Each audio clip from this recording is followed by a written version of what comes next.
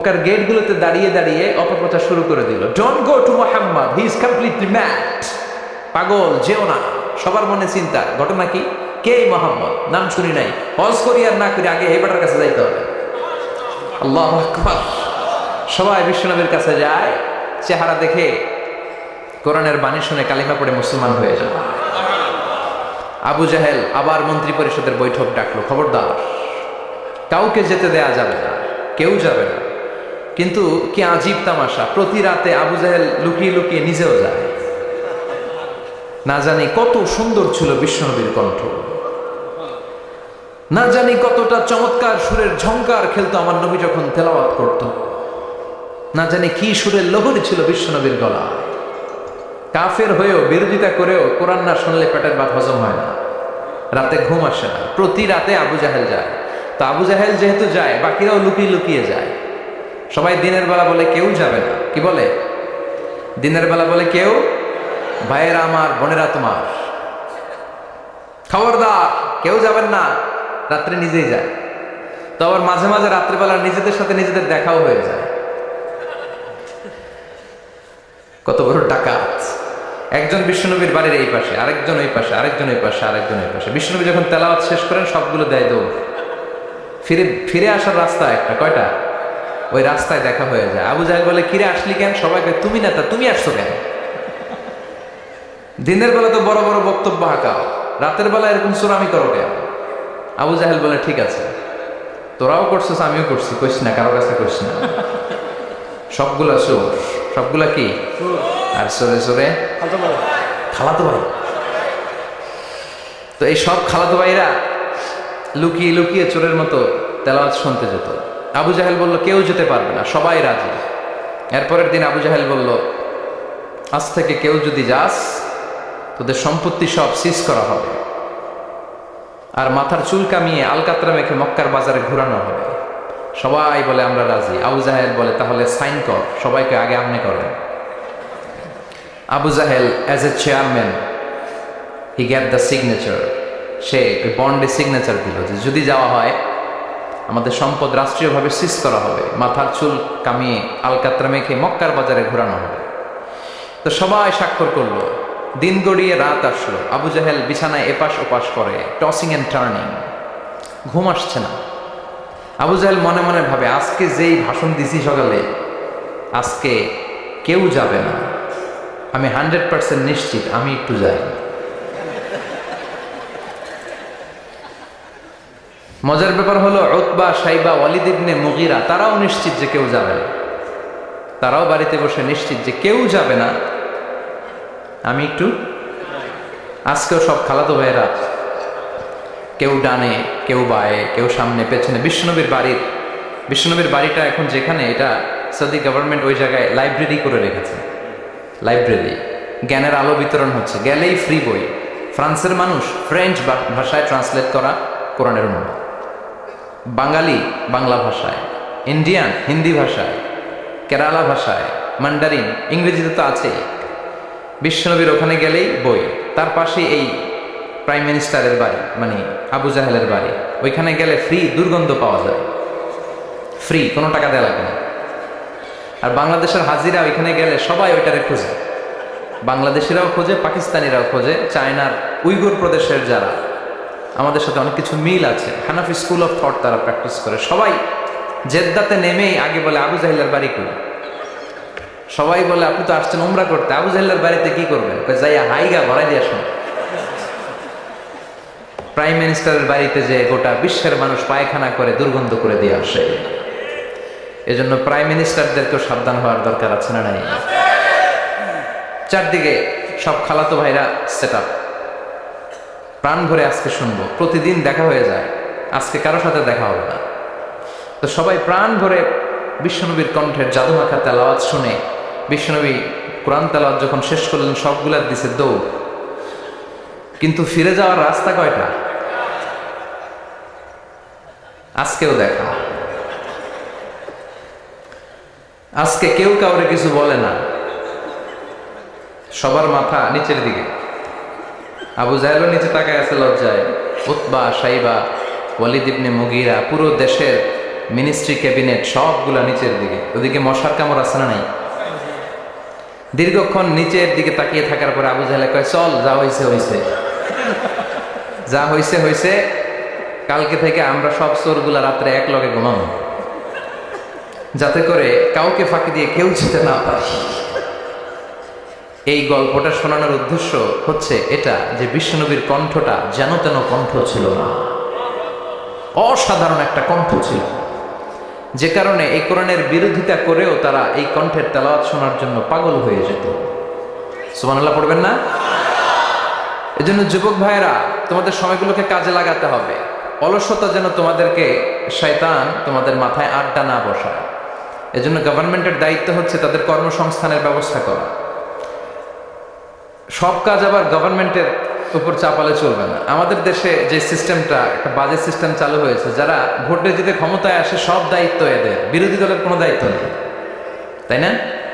আবার ওই বিরোধী দল যদি ক্ষমতায় যায়, পুরো দেশের মা বাপেরা, অন্য দলের কোনো খাওয়া নাই, আছে খালি মায়ের কথা কন। আবার নির্বাচনে হাইরে গেলে ওরা খায় মায়ের, আমরা খালি মারামারি দেখি রেসলিং টিভিতে, আচ্ছা না নাই? তো এটা ঠিক না। কেউ সরকার গঠন করলে তাদের উচিত বিরোধী দলের মধ্যে যারা ক্যাপাবল লিডারশিপ কোয়ালিটি আছে তাদেরকে নিয়েও কাজ করা। হ্যাঁ, লিডারশিপ আমাদের থাকবে, প্রধানমন্ত্রী আমরা গঠন করব, কিন্তু বিরোধী দলের যে এত বড় অক্সিলিয়ারি ফোর্স, এত বড় লক্ষ লক্ষ মানুষ জনসভায় তারা যুক্ত হয়, ওদের বিরুদ্ধে জেল জরিমানা দিয়ে আমার দেশের কি লাভ? কথা বলেন, দেশটা আমাদের সবার না?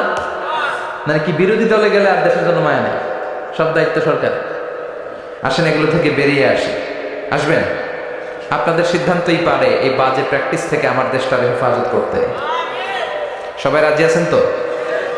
এজন্য গভর্নমেন্টের উচিত এই বেকারত্ব দূর করা। এলাকার যারা বিজনেস ম্যাগনেট আছে তাদের উচিত বেকারত্ব দূর করে দেয়া। বেকারত্ব দূর করে দেওয়ার মতো সওয়াবের কাজ পৃথিবীতে নেই। সুবহানাল্লাহ পড়েন।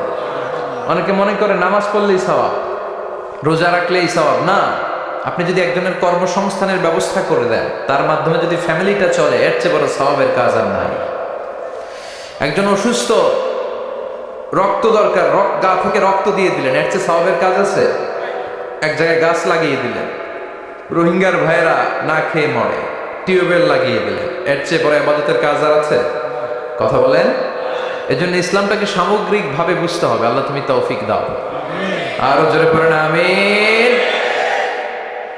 উখিয়া উপজেলার অন্তর্গত রাজা পালং ইউনিয়নের আজকের এই প্রোগ্রাম 2 দিন ব্যাপী। সভাপতি আলহাজ মাওলানা AKM আবুল হাসান আলী সাহেব, প্রিন্সিপাল, রাজা পালং ফাজিল ডিগ্রি মাদ্রাসা। হুজুর আসছে? আপনি? মাশাআল্লাহ, হুজুর চলে আসছে। মাওলানা আব্দুর রহিম খতিব, তুরবিল কেন্দ্রীয় জামে মসজিদ। গতকাল কথা বলেছেন মাওলানা মোল্লা নাজিমউদ্দিন সাহেব। ছিলেন আপনারা? বৃষ্টি হয়েছে না? বৃষ্টি হয়েছিল? আসছিলেন? বৃষ্টি ও রহমত, ঠিক কিনা? বৃষ্টি পাঠায় কে? বৃষ্টির মালিক কে? বিশ্বনবী আকাশে মেঘ দেখলে বলতেন আল্লাহুম্মা সাইয়্যিবান নাফিআন, হে আল্লাহ তুমি ভালো বৃষ্টি দাও। কেননা এই বৃষ্টি দিয়েও আল্লাহ অনেক জাতিকে ধ্বংস করেছে। বৃষ্টি দিয়ে, মানে অতিবৃষ্টি দিয়ে, আল্লাহ বন্যা দিয়ে গোটা দুনিয়াটাকে ভাসিয়ে দিতে পারে কি পারে না? এজন্য মেঘ দেখলে এত আনন্দিত হয়েন না। বৃষ্টি দেখলে অনেকে গান বাজায়, আছে না নাই? এই বৃষ্টি ভেজা রাতে তুমি চলে যেও না, গান গায় না? না, আপনি আল্লাহর কাছে দোয়া করবেন আল্লাহুম্মা সাইয়্যিবান নাফিআন, আল্লাহ তুমি বরকতের বৃষ্টি দাও। আল্লাহুম্মা গাইসান মুগীসান মারিআন মুরিআন নাফিআন গায়রা দার। বিষ্ণুই পড়তেন আল্লাহ এই বৃষ্টিটা যেন উপকারী হয়, এই বৃষ্টি থেকে যেন ঘাস লতা পাতা কিছু পায়, এই বৃষ্টিটা যেন আমাদের জন্য বরকতময় হয়, যেন কল্যাণময় হয়, কোনো ক্ষতির কারণ যেন না হয়, তুমি কবুল করো। আবার বেশি বৃষ্টি হলে বিষ্ণুনবী দোয়া করতেন আল্লাহুম্মা হাওয়ালাইনা ওয়ালা আলাইনা, আল্লাহ আমাদের এলাকায় আর বৃষ্টি দিও না, আমাদের চারিপাশে দাও। এই দোয়াগুলো পড়ার দরকার আছে না নাই? আল্লাহ যা বৃষ্টি দিবে এটা যেন আমাদের কল্যাণ হয়, আমরা পড়ি আমিন। আজকে হচ্ছে দ্বিতীয় রজনী। আজকে আমরা ইনশাআল্লাহ কোরআন থেকে কথা শুনবো। মহিলাদের জন্য প্রজেক্টরের মাধ্যমে মাহফিল দেখার ব্যবস্থা আছে। যারা এই প্রোগ্রামের সাথে সম্পৃক্ত, আল্লাহ তাদের সবাইকে কবুল করুন। আসুন আমরা ফরমালি আল্লাহকে একটা থ্যাঙ্কস জানাই, ধন্যবাদ জানাই। আমরা হৃদয় নিংড়ানো মনের সবটুকুন ভালোবাসাকে উজাড় করে দিয়ে, সিংহ শার্দুলের মতো গর্জন করে, আকাশ বাতাস প্রকম্পিত করে, মন প্রাণ বুক মুখ একসাথে করে, দেহের সবটুকুন শক্তি গলার মাঝ বরাবর এনে চিৎকার করে পড়ি কালিমাতু শুকুর আলহামদুলিল্লাহ। সবাই পড়েন রাব্বানা লাকাল হামদ হামদান কাসীরান তাইয়িবান মুবারাকান ফীহি ইয়া রাব্বি লাকাল হামদু কামা ইয়ানবাগি লিজালালি ওয়াজহিকা ওয়া আযীমি সুলতানিকা লাকাল হামদু বিল ঈমান লাকাল হামদু বিল ইসলাম লাকাল হামদু বিল কোরআন। আমরা প্রশংসা করলাম কার? সব জায়গায় প্রশংসা করব কার? তাহলে নেয়ামত দিয়ে আমাদেরকে সিক্ত করবে কে? আমাদের জীবনগুলোকে শান্তিময় আনন্দময় করবে কে? বেশি বেশি আমরা আল্লাহর প্রশংসা করব। রাজি আছেন তো? সবাই রাজি? আল্লাহ তুমি কবুল করো। আজকে আমরা যে বইটা থেকে কথা শুনবো, বলেন তো বইটার নাম কি? আরো জোরে বলেন, কি নাম? আমি এই বইটা একটা ছোট্ট সূরা, সেখান থেকে দুটি আয়াত আমার খুতবায় তেলাওয়াত করেছি। সূরাটি হচ্ছে সূরাতুল আ'লা। সূরাতুল আ'লার 16 এবং 17 নম্বর আয়াত আমি তেলাওয়াত করেছি। এই আয়াতের আলোকে আমি আপনাদের সাথে কিছু কথা শেয়ার করবার চেষ্টা করব, পড়েন ইনশাআল্লাহ। এই আয়াতে আল্লাহ বুঝাতে চেয়েছেন, এই পৃথিবীটাকে এত বড় মনে করো না। You have to go back to your lord. তোমাকে তোমার রবের কাছে ফিরে যেতে হবে। এই দিন না, আরো দিন আছে, খেলা হবে, সেদিন খেলা হবে, ফাইনাল খেলা। ওই খেলার জন্য আমরা অপেক্ষা করছি। এই পৃথিবীতে ক্ষণিকের জন্য আমরা এসেছি, হ্যাঁ, very short period of time. আসল সময় শুরু হবে সেদিন, কিয়ামতের দিনটাই, যেদিন আমরা উলঙ্গ হয়ে দাঁড়াবো। সূর্যটা মাথার কাছে চলে আসবে, সূর্যের তীব্র তাপে মাথার মগজগুলো গলে গলে নাকের ছিদ্র আর কানের ছিদ্র দিয়ে বেয়ে বেয়ে পড়বে। জিহ্বাটা কুকুরের মতো তৃষ্ণায় বের হয়ে নাভির সামনে এসে ঝুলতে থাকবে, কুকুর যেমনি ঝুলায়। সবাই তৃষ্ণার্ত, ক্ষুধার্ত, ঘর্মাক্ত, পেরেশান, চিৎকার, চেঁচামেচি, কান্না, বিলাপ। সবার মুখে একটাই আওয়াজ, আল্লাহ আমার বাঁচাও। ওই দিনের জিকিরের নাম কি? বাঁচাও। সবাই বলেন, ওই দিনের জিকিরের নাম কি? রব্বুল আলামিন বলেন, ওই কঠিনতম দিনে যদি বাঁচতে চাও, দুনিয়ার মায়াকে ভুলে যাও, আখিরাতের জন্য প্রস্তুতি নিয়ে ফেলো। বাল তুসিরুনাল হায়াতাদ দুনিয়া ওয়াল আখিরাতু খায়রুন ওয়া আবকা। তোমরা এই দুনিয়ার জীবনটারে অনেক বড় মনে করো এটাই আসল। আল্লাহ বলে এটা আসল না, এটা নকল। আসল হচ্ছে আখিরাত, ঠিক কি না? এই দুনিয়ার জীবন হলো অস্থায়ী, আখিরাতের জীবন হলো চিরস্থায়ী জীবন। এই দুনিয়ার জীবনটা উত্তম নয়, আখিরাতের জীবনটা উত্তম। কার কথা? বাল তুসিরুনাল হায়াতাদ দুনিয়া। তোমরা এই দুনিয়ার জীবনকে বড় মনে করো, দুনিয়া করো। তোমরা আব্দুল্লাহ না হয়ে আব্দুদ দুনিয়া হয়েছ, আল্লাহর দাস হও নাই, দুনিয়ার দাস হয়েছ। তোমরা দুনিয়া করো, দুনিয়াটা ক্ষণস্থায়ী, চিরস্থায়ী হচ্ছে আখিরাত। কার কথা? এজন্য আল্লাহ বললেন, ওয়ালাল আখিরাতু খায়রুল লাকা মিনাল উলা। ও নবী, দুনিয়া নয়, আখিরাত আপনার জন্য উত্তম। সুবহানাল্লাহ। আখিরাত এটা সেরা, এটা স্থায়ী, এটা উত্তম, দুনিয়াটা নয়। You prioritise this life in this world, but the life after death much more better than this worldly life. এই দুনিয়াকে তুমি বড় মনে করো, দুনিয়াটাই সব মনে করো। দুনিয়াটাই সব নয়, আরো বড় জগৎ আছে না নাই? এই দুনিয়াটা আসলে একটা মোহ। এটা কি? একটা খেলার মধ্যে আমরা পড়ে আছি, মোহাচ্ছন্ন, লোভাতুর হয়ে আছি। চাকচিক্যময় দুনিয়া দেখে এর পরীক্ষার ভেতরে পড়ে আখিরাতকে আমরা ভুলেই গিয়েছি। আর আল্লাহ বলেছেন, দুনিয়া নয়, শ্রেষ্ঠ হলো আখিরাত। ওই আখিরাতের জন্য তোমরা সামান জোগাড় করো। চিল্লায় বলেন, ঠিক কিনা? আবার আল্লাহ বললেন, এই দুনিয়ার জীবনটা হলো মাতাউল গুরুর, ওয়া মাল হায়াতুদ দুনিয়া ইল্লা মাতাউল গুরুর। দুনিয়ার জীবনটা হলো সাময়িক ভোগের সামগ্রী, সাময়িক ভোগের বিষয়। আজ আছে কাল নাই, হাতের ময়লা ঝেড়ে দিলে সব শেষ, ঠিক কি না? আবার আল্লাহ বললেন, এই দুনিয়ার জীবন হলো লাইবুন ওয়া লাহবুন, ওয়া মাল হায়াতুদ দুনিয়া ইল্লা লাইবুন ওয়া লাহবুন। দুনিয়ার জীবন হলো খেল তামাশা, মরলে সব শেষ হয়ে যাবে। চিল্লায় বলেন, ঠিক কিনা? ওরে এভবের রঙ্গ হবে যে ভঙ্গ, সবই সাধেরই অঙ্গ তোমার মাটিতে মিলাবে, জন্মিলে মরিতে হবে। ঠিক কিনা? মাটিতে মিলিয়ে যাবে, কিচ্ছু থাকবে না, লাশ হয়ে যাবে, খুঁজেও পাওয়া যাবে না। আবার আল্লাহ বললেন এই দুনিয়ার দৃষ্টান্ত হলো কামা ইন আনজালনাহু মিনাস সামা, এই দুনিয়ার জীবন আকাশ থেকে পাঠানো পানির মতো। এই পানি দিয়ে দুনিয়াতে গাছ হয়, একদিন গাছগুলো মরে যায়, ভুসি হয়ে যায়, বাতাসের এক ঝাপটায় ভুসিগুলো কই যায় খুঁজেই পাওয়া যায় না, ঠিক কি না? কোথায় যে চলে যাবে দুনিয়ার জীবন খুঁজেই পাওয়া যাবে না, টিকে থাকবে, অবশিষ্ট থাকবে, আজীবনের জন্য অপেক্ষা করবে একটা কাল, সেটা হচ্ছে আখিরাত। চিল্লায় বলেন ঠিক কি না? আমরা লোভের মধ্যে পড়ে আছি, মহাচ্ছন্ন, কখন যে ডাক চলে আসবে আমরা জানি। চিল্লায় বলেন জানি।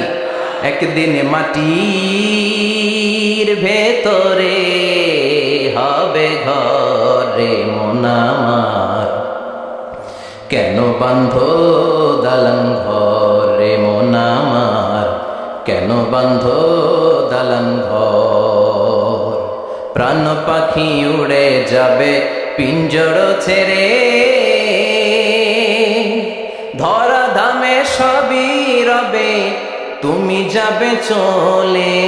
বন্ধু বান্ধব যত, মাতা পিতা দ্বারা সুত, সবই হবে তোমার পরে মন আমার, কেন বান্ধ দালান ঘর।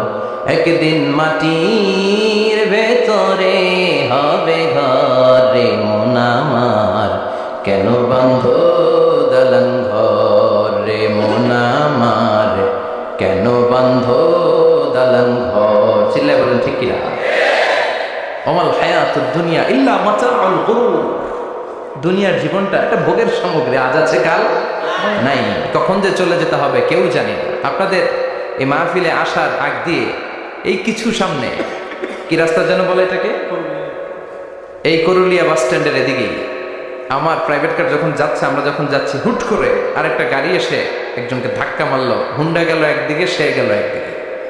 হঠাৎ দেখি মাথা দিয়ে ফিনকি দিয়ে রক্ত বেরোচ্ছে, আবছা অন্ধকার, গাড়ির আলোতে দেখা যাচ্ছে ফিনকি দিয়ে রক্ত, এরকম রাস্তার পাশ দিয়ে রক্ত বেয়ে বেয়ে পড়ছে। মুহূর্তের মধ্যে এক ধাক্কায় নাই। তার কত চিন্তা ছিল, কত প্ল্যান ছিল জীবন নিয়ে, সুন্দর সংসার করবে, বাবা মার মুখ খুশি করবে, সমাজের জন্য অনেক কিছু উপহার দিবে, সামনে নির্বাচন আসতেছে, এটা নিয়ে তার মাথায় টেনশন ছিল না? কে আসবে ক্ষমতায়, কত উৎসব, কত আমেজ, কিন্তু নাই, সব ভঙ্গ করে দিল কে? আজকে রাতে আমাদের এরকম ঘটতে পারে কি পারে না?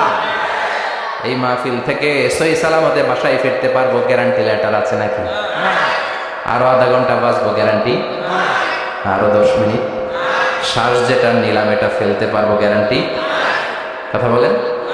আমাল হায়াতুদ দুনিয়া ইল্লা মাতাউল গুরুর। আল্লাহ বললেন এটা ভোগের সামগ্রী। এই দুনিয়ার জীবন খেলতামাশার জীবন, মোহের জীবন, মোহের ভেতরে পড়ে আখিরাতকে তোমরা ভুলে গিয়েছো। দুনিয়া আসল নয়, আসল হলো আখিরাত, ঠিক কি না? এই দুনিয়ার জীবনটা হলো 4টা স্বর্ণের টুকরার 3টা লাশের মতো। মনোযোগ দিয়ে শুনবেন, কয়টা স্বর্ণের টুকরা? লাশ কয়টা? বনি ইসরাইলের জামানাতে 3 যুবক ভাগ্যের সন্ধানে, ভাগ্য চেঞ্জ করার জন্য কাজের সন্ধানে তারা বের হয়েছে। পথিমধ্যে গুপ্তধন পেয়েছে, 4টা স্বর্ণের টুকরা পেয়েছে 3 জন। কয়জন? কয়টা স্বর্ণের টুকরা?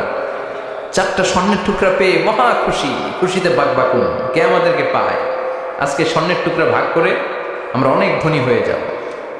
এক বন্ধু বলল পেটে অনেক ক্ষুধা লেগেছে, আগে বাজার থেকে খাবার নিয়ে আয়, তারপরে 3 জন বন্ধু মিলে 4টা স্বর্ণের টুকরা ভাগ করে নিয়ে যাব।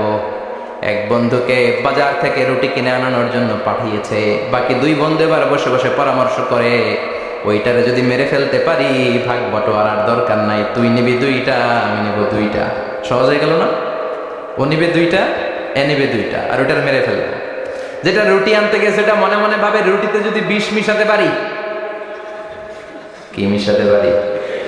আর ওই 2টারে যদি খাওয়াইতে পারি তাহলে সব আমার, গোটা দুনিয়া আমার, দুনিয়াকে মজা লেলো, দুনিয়া তোমার।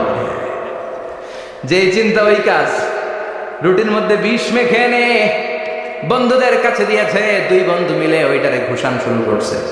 ঘুষাইতে ঘুষাইতে শেষ, একটা শেষ, উইকেট একটা পড়ছে। কয়টা? আর আছে উইকেট কয়টা? ওই 2 উইকেট। কয় ক্ষুধা লাগছে এটারে মারতে, অনেক কষ্ট হয়েছে, আগে খায়া লই। আগে কি করি? ওই 2টা মিলে বিষ মাখানো রুটি খেতে শুরু করেছে। বিষ খাওয়ার পর ওই 2 উইকেটও শেষ। কেউ নাই, 3টাই লাশ হয়ে পড়ে আছে, 4টা স্বর্ণের টুকরা পাশে পড়ে আছে। এটাই হলো দুনিয়ার জীবন। চিল্লায় বলেন ঠিক কিনা? এজন্য আল্লাহ বললেন, গোলাম থাকতে আসো নাই, চলে যাবা।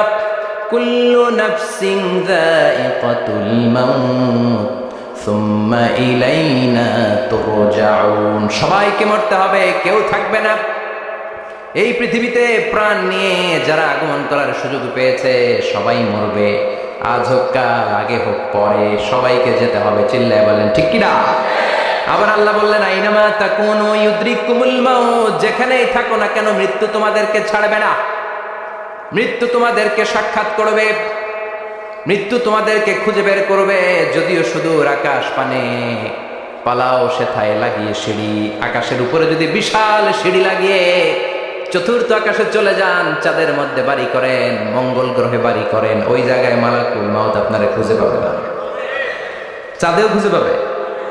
মঙ্গল গ্রহে যদি যান, স্যাটেলাইট, আমাদের একটা বঙ্গবন্ধু স্যাটেলাইট চ্যানেল লঞ্চ করা হয়েছে না, ওইখানে গেলে তো আর নাই মালাকুল মাউত। কথা বলেন। আল্লাহ বললেন, ওয়াজাআত সাকরাতুল মাউত বিল হক। মৃত্যুর কষ্ট তোমাদের ছাড়বে না, যেখানেই তোমরা থাকো না কেন মৃত্যু ঠিকই তোমাদের পাকড়াও করবে। চিল্লায় বলেন ঠিক কিনা? আবার মৃত্যুর একটা নির্ধারিত সময় আছে, ওই সময় যখন আসে 1 সেকেন্ড আগেও আসে না, পরেও আসে না। কার কথা? লিকুল্লি উম্মাতিন আজালুন ফাইযা জাআ আজালুহা লা ইস্তাখিরুনা সাআতাও ওয়া লা ইস্তাকদিমুন। মৃত্যুর জন্য একটা নির্ধারিত টাইম আছে, টাইমটারে বেঁধে দিয়েছে কে? ওই টাইমটা যখন চলে আসে 1 সেকেন্ড আগেও আসে না, 1 সেকেন্ড পরেও আসে না, অন টাইম আসে। কিভাবে আসে? On time. কথা বলেন, সবাই বলেন অন টাইম। আরো জোরে বলেন, death will come on time, death never late. মৃত্যু যখন আসে অন টাইমে আসে, নির্ধারিত একটা সময় আসে, ওই সময়ের আগেও আসে না, পরেও আসে না। 1 সেকেন্ড আগেও আসবে না, পরেও আসবে না। মনে করেন আপনাকে রব্বুল আলামিন 60 বছরের হায়াত দিয়েছে, আপনার বয়স এখন 50 বছর, আরো বাকি কয় বছর? এখন গোটা বিশ্বের সবাই মিলে যদি আপনারে মারতে চায়, কিছু করতে পারবে না। কথা বলেন। আবার রব্বুল আলামিন আজ রাত 12টায় আপনার হায়াত কেড়ে নিবে। মালাকুল মাউত এসে রুহু কবজ করবে। দুনিয়াতে আর থাকার কোনো পারমিশন আপনার নাই, থাকার কোনো সুযোগ নাই। গোটা বিশ্বের সবাই মিলে যদি আপনারা রাখতে চায়, রাখতে পারবে নাকি? কথা বলেন। চলে যেতে হবে। এই পৃথিবীতে আসার একটা সিস্টেম থাকে, যাওয়ার কোনো সিস্টেম নাই। ঠিক কিনা? আসার সময় আগে আসছে আমার দাদা, তারপর আমার বাবা, তারপরে আমি, তারপরে আমার ছেলে, তারপরে আমার নাতি, তারপরে তার ছেলে। ঠিক কিনা? তার মানে আসার একটা সিরিয়াল আছে, যাওয়ার কোনো সিরিয়াল আছে নাকি? কথা কন। নাকি সিস্টেম দাদা আগে আসছে, দাদাই আগে যাবে, নাতি যেতে পারবে না? কথা বলেন। দাদার আগে নাতি মরে, এরকম আছে না নাই? মায়ের আগে মেয়ে যায়, আছে না নাই? মুরব্বী বাজানেরা বেঁচে থাকে, আমাদের মতো যুবকগুলো অ্যাক্সিডেন্টে মারা যায়, আছে না নাই? আবার অসুস্থরা বেঁচে থাকে, সুস্থরা মরে যায়, আছে না নাই? হাসপাতালে রোগীগুলো বেঁচে থাকে, ডাক্তার মরে যায়, আছে না নাই? উখিয়াতে তো ডাক্তার মরে না, দিকেও ডাক্তার মরে। ওনারা না বাঁচায় মানুষরে? হ্যাঁ হ্যাঁ, আল্লাহ বাঁচায়, ডাক্তার হচ্ছে ওয়াসিলা। চিল্লা এখন ঠিক কিনা? তার মানে এই মরণের একটা সিরিয়াল, দুনিয়ার থেকে চলে যাওয়ার কোনো সিরিয়াল থাকে না, মরে যাওয়ার সিরিয়াল থাকে না, আসার একটা সিরিয়াল থাকে, যাওয়ার কোনো সিরিয়াল থাকে না। কি বলেন? জোরে বলেন। আবার চলে যাওয়ার কোনো ভরসা নাই, 1 সেকেন্ডের মধ্যে সব হয়ে যায়। একটা সঙ্গীত আছে না, 1 সেকেন্ডের নাই ভরসা, ভঙ্গ হবে রং তামাশা, চক্ষু বুঝিলে হায়রে দম ফুরাইলে। চিল্লায় বলেন ঠিক কিনা? হায়রে মানুষ রঙিন ফানুষ, দম ফুরাইলে তবু তো ভাই কারোরই নাই একটুখানি। কথা কয় না? হায়রে মানুষ রঙিন ফানুষ, রঙিন ফানুষ, হায়রে মানুষ। চিল্লায় বলেন ঠিক কিনা? যে কোনো সময় চলে যায়। এই গানের যিনি সিঙ্গার ছিলেন, আমরা তখন ছোট, ফিরোজ শাহ বা ফিরোজ শাহ নামে, 1 সেকেন্ডের নাই ভরসা, ভঙ্গ হবে রং তামাশা, চক্ষু বুঝিলে হায়রে দম ফুরাইলে। এই গানটা উনি গাইতে গাইতে স্টেজে মারা গিয়েছিলেন। দেখেন নাই? মুরব্বীরা জানবেন। তার মানে মৃত্যুর গান গেতে গেতে অনেকে মৃত্যুবরণ করে, এরকম আছে না নাই? অনেকে খাওয়ার টেবিলে বসে মারা যায়, আছে না নাই? ফুটবলার ফুটবল খেলতে খেলতে মরছে, দেখেন নাই? ক্রিকেট খেলতে খেলতে মরা যায়, আছে না নাই? রেসলিং খেলতে খেলতে মারা যায়, দেখেন নাই? হ্যাঁ, এরকম ভিডিও দেখা যায় যে প্রতিপক্ষকে রেসলিং খেলায় মারতে মারতে শেষ, এখনই জিতে যাবে, হঠাৎ করে তাকে কিচ্ছু বোঝে না, হঠাৎ করে জমিনে উল্টে পড়ে যায়, রেফারি এসে মাটিতে বাড়ি মারে, আর লড়ে না, আছে না? রেফারি কি করে? মাটিতে বাড়ি মারে, এতক্ষণ সে জিতে যায়, এখন আর নড়েই না, তাকাতে তাকাতে দুনিয়া থেকে নাই। অনেক টেলিভিশনের নিউজ রিপোর্টার রিপোর্ট করতে করতে নাই, দম ফুরাইলে ঠুস শেষ হয়ে যায়।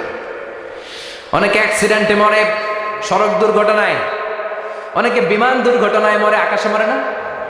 অনেকে পানিতে ডুবে মরে, অনেকে আগুনে পড়ে মরে, অনেকে ক্রস ফায়ারে মরে, আছে না নাই? আবার অনেকে রাত্রিবেলা বিছানায় ঘুমোতে যায়, সকালে আর ওঠে না। কত ধরনের মরণ! আল্লাহ তুমি আমাদেরকে ভালো মরণ দিও, ইমানি মরণ দিও। ইমানের পথে অবিচল থেকে আমার মরণ যেন হয়, ইমানের পথে অবিচল থেকে আমার মরণ যেন হয়। তোমারই কাছে মিনতি আমার, তোমারই কাছে মিনতি আমার, মহামহিম দয়াময়। ইমানের পথে অবিচল থেকে আমার মরণ যেন হয়। চিল্লায় পড়ে না আমিন। তার মানে কে কোথায় মরবো আমরা কেউ জানি নাকি? ওমা তাদরি নাফসুম বিআইয়ি আরদিন তামুত, কোন জায়গায় মরবা, কখন মরবা কেউ আমরা জানি না, কিন্তু মরবো সবাই জানি, ঠিক কি না? কুল্লু নাফসিন যায়িকাতুল মাউত, প্রত্যেকটি আত্মার মৃত্যুবরণ করতে হবে, এটা আমরা সবাই জানি। The most certain thing in life is death, but the most uncertain thing in our life is the time of death. এ জীবনের সবচেয়ে সুনিশ্চিত বিষয় হলো মরণ, সবচেয়ে অনিশ্চিত বিষয় হলো মরণের সময়। চিল্লায় এখন, ঠিক কিনা? মরবো যে আমরা সবাই জানি, কিন্তু কোথায় মরবো আমরা কেউ জানি? জানি আমরা? সবাইকেই মরতে হয়, জন্মালেই মরতে হবে, চলে যেতে হবে, থাকা যাবে না। এটাই হলো পৃথিবীর পদ্ধতি। জীবনের সবচাইতে নির্মম ঘটনা হচ্ছে মরণ, সবচাইতে ভয়ঙ্কর অভিজ্ঞতা। কোন প্রাণীর জন্য সর্বোচ্চ এবং সবচাইতে ভয়ঙ্কর অভিজ্ঞতা হচ্ছে মৃত্যু। এবং এত ভয়ঙ্কর অভিজ্ঞতা, এই অভিজ্ঞতাটা কারো কাছে শেয়ার করে যাওয়া যায় না। মরার সময় কেউ বলে যেতে পারছিল আমার মরতে এমন লাগছে, কইতে পারছে? কেমন লাগছে বলতে পারে?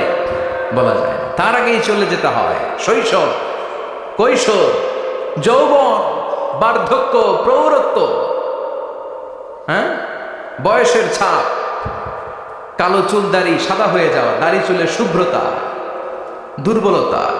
This is the circle of life. ছোট্ট ছিলাম, বড় হলাম, সিঙ্গেল ছিলাম, ডাবল হলাম, তারপরে বাবা হলাম, তারপরে শ্বশুর হলাম, তারপরে নানা হলাম, তারপরে চলে যেতে হবে। This is the circle of life. চিল্লায় বলেন ঠিক কিনা? এই যে মুরব্বীরা, দাড়ি পাকা মুরব্বী যারা আছে, আপনারা কি মনে করছেন মায়ের পেট থেকে এরকম মুরব্বী হয়ে বেরিয়েছিল? কিরকম বের হয়েছিল? তারাও ওয়া ওয়া করেছে, এরাও ফিডার খাইতো, এই চাচারা খায় নাই? এরাও ফিডার খেত, এরাও মায়ের বুকের দুধ খেত, এরাও ছোট্ট বাচ্চাদের মতো গরমকালে পানির মধ্যে ডুবাইতো। স্কুল ফাঁকি দিয়ে বাচ্চারা ডুবায়, আছে না নাই? উখিয়াতে এরকম নাই? ছোট্ট বাচ্চা ছিল, বড় হলো, বার্ধক্যে উপনীত হলো। This is the circle of life. চলে যেতে হবে। বিশ্বনবী বললেন আমার উম্মতি মা বাইনা সিদ্দিনা ইলা সাবঈন, আমার উম্মতের গড় বয়স হলো 60 থেকে 70। এই উম্মতের গড় বয়স কত? 60 থেকে 70। ওয়া আকাল্লুহুম মাইয়াজুজু যালিক, অল্প কিছু মানুষ আছে যারা 70-এর বেশি হায়াত পায়। এখানে 70-এর বেশি আছেন কারা? হাত তুলেন দেখি তো। কয়জন? একজন, দুইজন, তিনজন। মাশাআল্লাহ, আল্লাহ আরো হায়াত দেখ, আল্লাহ এদেরকে আরো হায়াত দারাজ করুক। চিল্লায় বলেন আমিন। তার মানে আমার উম্মতি মা বাইনা 60 ইলা 70, বিশ্বনবী বললেন এই উম্মতের গড় বয়স 60 থেকে 70, আর 70-এর বেশি হায়াত পাবে। ওয়া আকাল্লুহুম ইয়াজুজু যালিক, 70-এর বেশি পাবে হাতে গোনা, গুনে বের করে ফেলা যায় 1 জন 2 জন 3 জন, বাকি সব 60-এর আগে নাই। ঠুস চিল্লা এখন ঠিক কিনা? বাংলাদেশের গড় হায়াত কত মানুষের? 60। বিশ্বনবীর কথার সাথে মিলে গেছে, চিল্লায় পড়েন সুবহানাল্লাহ। এই জন্য বিশ্বনবী বলেন এই যে মুরব্বীদের দাড়ি পাকে, এই যে রাস্তায় অ্যাক্সিডেন্ট হয়, এই যে ক্যান্সারে আক্রান্ত হয়ে লোকজন মারা যায়, তারপরেও কি টনক নড়ে না?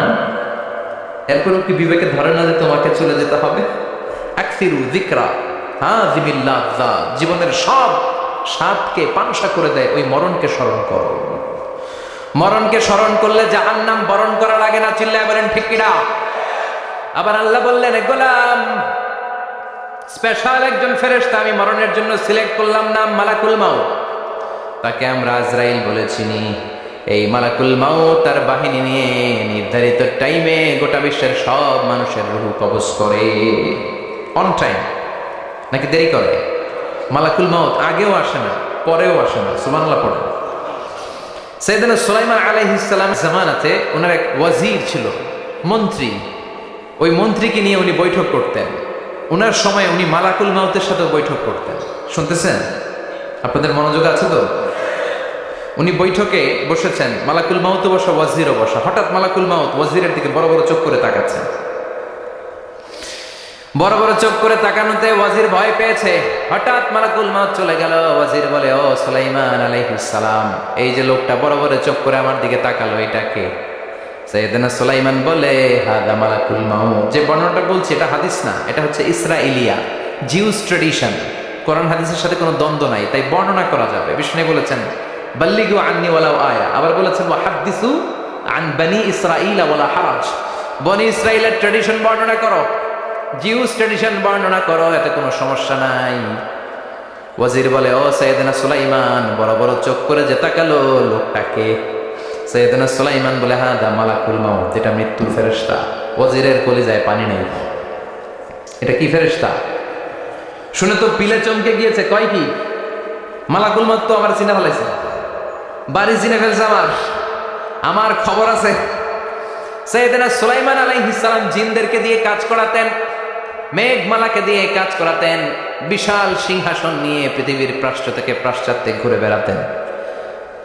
সাইয়েদনা সুলাইমানকে ওয়াজির বলে, ও সুলাইমান, মেঘমালাকে আদেশ করে দেন, আমি আর এই ফিলিস্তিনের ভূখণ্ডে থাকতে চাই না। আকাশের মেঘমালার উপরে আমারে বসিয়ে দেন, আর বলে দেন আমারে নিয়ে যেন আকাশের মেঘমালা হিন্দুস্তানের ওই দূর পর্বতে রেখে আসে। আকসা আল হিন্দ, হিন্দের সবচেয়ে দূরবর্তী জায়গায় যেন আমারে রেখে আসে। সাইয়েদনা সুলাইমান বললেন, আকাশের মেঘ যাও, আমার ওয়াজিরকে নিয়ে হিন্দুস্তানের একটা উপদ্বীপে রেখে আসো। রেখে আসা হলো। কিছুক্ষণ পর মালাকুল মাউত সাইয়েদনা সুলাইমানের কাছে হাজির। সাইয়েদনা সুলাইমান বললেন, ও মালাকুল মাউত, কই ছিলা? কই, একটু আগে হিন্দুস্তান থেকে আপনার ওয়াজিরের রূহ কবজ করে আসছি। সুবহানাল্লাহ পড়ে। এটা আবার কেমন কথা, তুমি ওইখানে গেলা কেন? কয়, রব্বুল আলামিন কিছুক্ষণ আগে আমার কাছে পয়গাম পাঠিয়েছে, যাও সাইয়েদনা সুলাইমানের ওয়াজিরের রূহটা কবজ করো। কবজ করার জায়গা হলো হিন্দুস্তানের উপদ্বীপ। কোন জায়গায়? মালাকুল মাউত এসে দেখে সুলাইমান নবীর সাথে মিটিং করে। ওয়াজির কার সাথে মিটিং করে?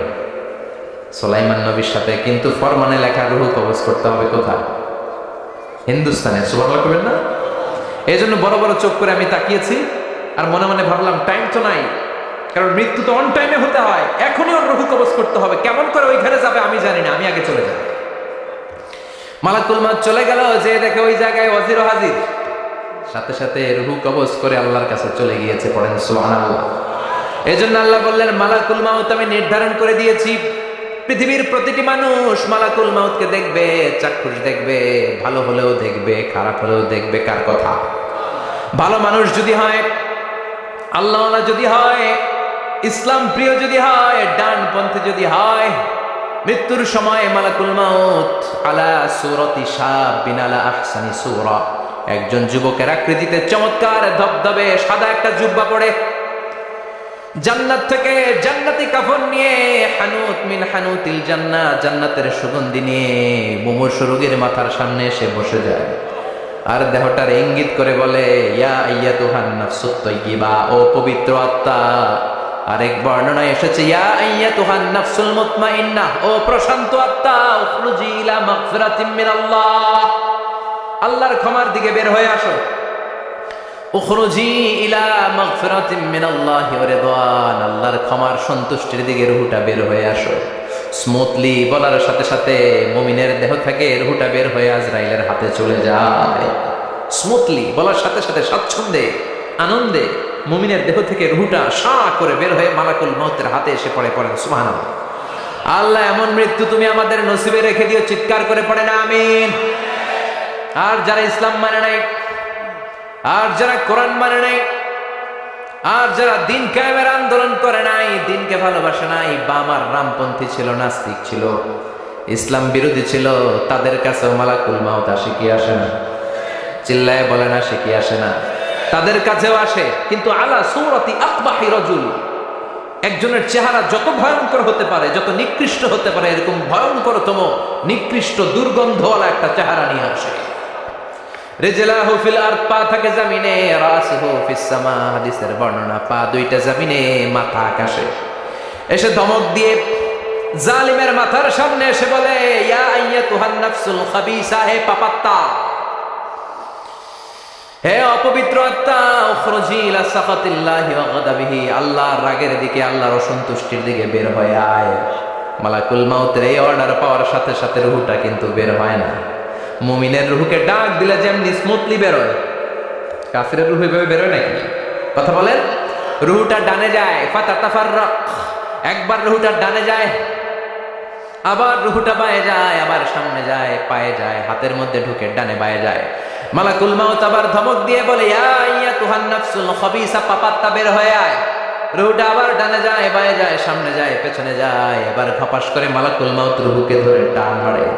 সারা দেহটা থেকে প্রাণ রস সিক্ত করতে করতে দেহ থেকে রূহটাকে টেনে হিচড়ে বের করে আনে। আর মুমূর্ষু রোগীটা চিৎকার মারতে থাকে, পড়েন না আউযু বিল্লাহ। একটা জীবন্ত ছাগলের চামড়াগুলো জবাই না দিয়ে কেউ যদি টেনে টেনে বের করে, ছাগল জবাই হয় নাই কিন্তু চামড়া এক পাশ থেকে টেনে টেনে টেনে হিচড়ে আপনি গা থেকে বের করলে যত কষ্ট হয়, এর চেয়েও বেশি কষ্ট দিয়ে মালাকুল মাউত বামপন্থী আর কাফেরদের রূহটা দেহ থেকে বের করে আনে। পড়েন না আউযু বিল্লাহ। আমাদের রূহটা যেন আল্লাহ, মুমিনদের রূহ আপনি যেভাবে কবজ করেন, ওইভাবে যেন আমাদের রূহটা বের হয়ে আসে। আর জোরে পড়েন আমিন। এজন্য আল্লাহ বললেন, বাল তু'সিরুনাল হায়াতাদ দুনিয়া ওয়াল আখিরাতু খায়রুন ওয়া আবকা। পাগলের মতো মোহাচ্ছন্ন হয়ে এই দুনিয়াটার পেছনে ছুটে বেড়াও, এই দুনিয়া আসল নয়, আখিরাত হলো আসল। চিল্লায় বলেন ঠিক কিনা? অস্থির, আমরা ব্যস্ত দুনিয়ার লোভে আর মোহে পড়ে আমাদেরকে যে মরতে হবে, চলে যে যেতে হবে, এটা ভাবার সময় আমাদের নাই। চিল্লাই কোন ঠিক কিনা? এজন্য বলা হয় মুতু ক্বাবলান তামুতু, মরার আগে একবার মরো। হাসিবু ক্বাবলান তুহাসাবু আলাইক, তোমার হিসাব কিয়ামতের দিন করার আগে তুমি তোমার হিসাব করো। জীবনে কি কি পাপ করেছি আমি জানি, আমার চেয়ে ভালো কেউ জানে না। চিল্লায় বলেন ঠিক কিনা? কি কি অন্যায় করেছি আমার হৃদয়ের মধ্যে কথাগুলো আছে না নাই? পৃথিবীর কেউ না জানলেও আমি জানি কি জানি না?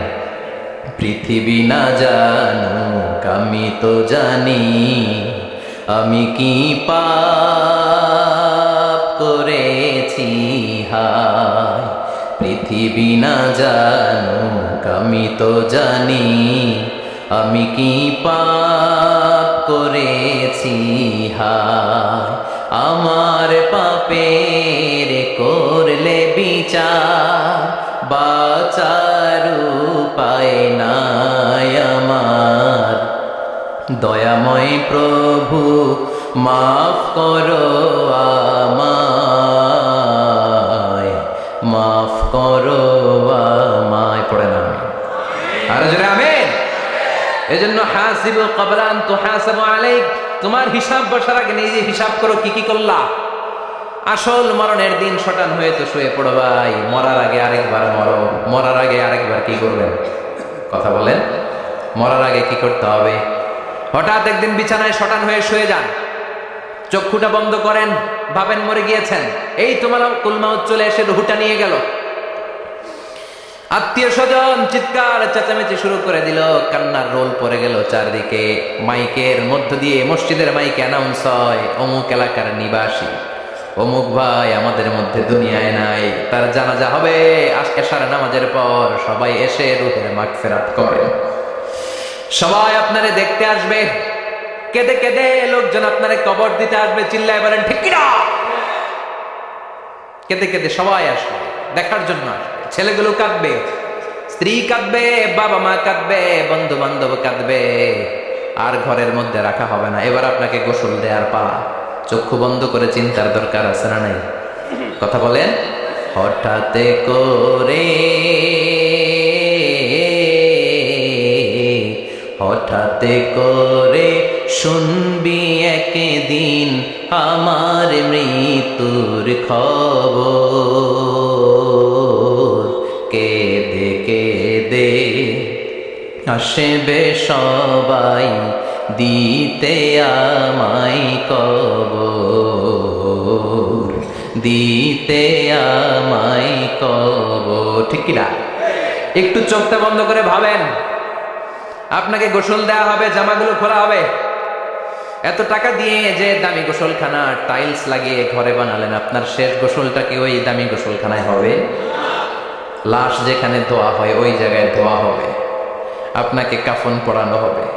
আপনার কলিজার টুকরা ছোট বাচ্চাটারে বলা হবে, আব্বু দেখে যাও তোমার বাবারে শেষবারের মতো দেখো।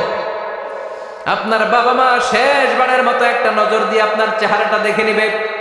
বন্ধু বান্ধবরা শেষবারের মতো একবার আপনারে দেখে নিবে, জানাজার জায়গায় নেওয়া হবে। হবে না এই ঘটনাটা আমাদের? হ্যাঁ, হবে কি না? হাজার হাজার মানুষ শেষ বিদায় দেওয়ার জন্য আসবে।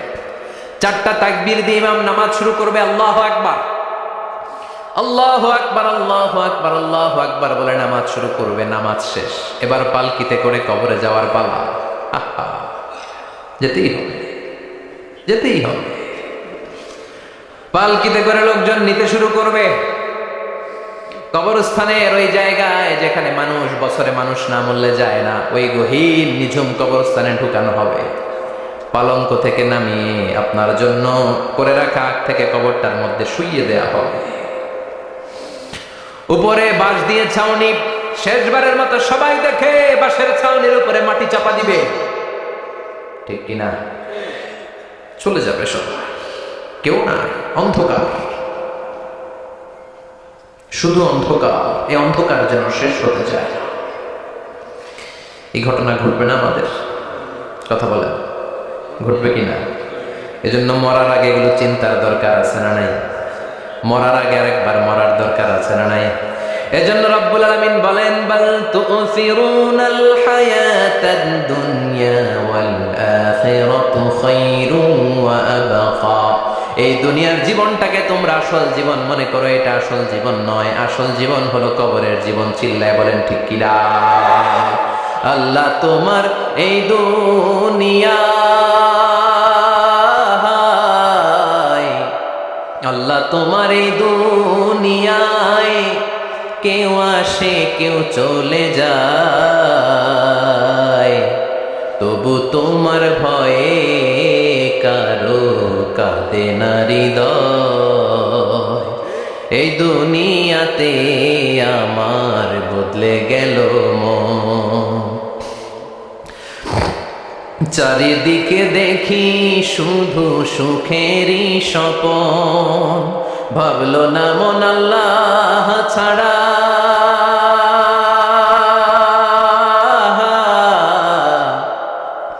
ভাবলো না মন আল্লাহ ছাড়া নেই কোনো উপায়, তবু তোমার ভয়ে কারো কাঁদে না হৃদয়। ঠিক কিনা? আসে আর চলে যায়। প্রতিদিন মাইকে অ্যানাউন্স শুনি, অমুক এলাকার অমুক লোক নাই, দাদা গেল, বাবা গেল, বড় ভাই গেল, আত্মীয় স্বজন গেল, আমাকেও যেতে হবে, এই চিন্তা মাথায় নাই। চিল্লায় এখন ঠিক কিনা? এজন্য লাইফটা হলো one time, one chance, second কোনো চান্স আপনাকে দেয়া হবে নাকি? কাফেররা বলবে ইয়া রাব্বি আরেকটা সুযোগ দেন, লাউ আন্না লানা কাররা ইয়ানি মাররা, আল্লাহ আরেকটা সুযোগ যদি পেতাম দুনিয়াতে ভালো করে আসতাম।